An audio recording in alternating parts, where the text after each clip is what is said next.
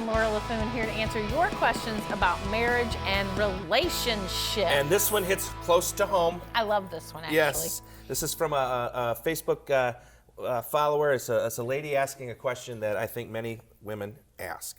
I get very frustrated with my husband when it comes to stuff around the house. I feel like I have to remind him of stuff that needs to be done, and then he gets angry and says I treat him like a child. Well, ladies, I'm going to let you in on a little secret. Then don't act like a child and we'll have to treat you like one. Men are 8-year-olds who shave, okay? Perfect example. Last Sunday, we had the family over for dinner. Everyone hung up their coats in the closet, but who?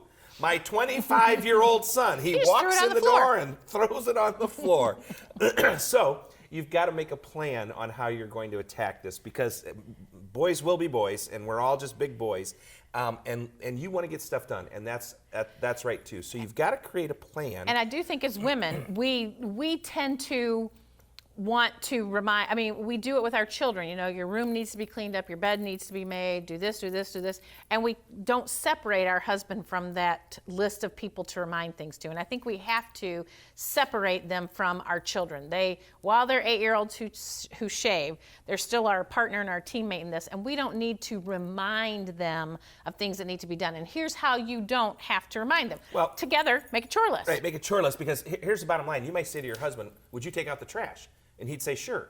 Well, what you failed to say was, would you take out the trash now? So in his mind, he's like, well, maybe later after I watch ESPN, I'll take it out. I'll take it out. And you get frustrated because you meant now. But if you create that chore list that says, guess what? On Tuesdays, you dust, I vacuum. So he's got all day Tuesday to do his dusting. You don't have to remind him, but Tuesday's dusting day. And if you do this, it will eventually become a habit. We have, you know, my chore around the house is to make coffee every night before we go to bed. And if I forget, it's a bad thing in the morning. We do laundry together. Now, we have the benefit of doing a lot together because we're empty nesters. And those of you who aren't, who still have kids around the house, this is the most important thing you could do, is to make that chore list. Who's doing what? And then, ladies, here's what's really important for us. The chore list is made. Now relax. And let your husband do what he knows needs to be done. Because we've made the list, we've delegated out the list, now let's just let it happen and relax. Don't feel like you have to remind him. Don't feel like you have to be a nag.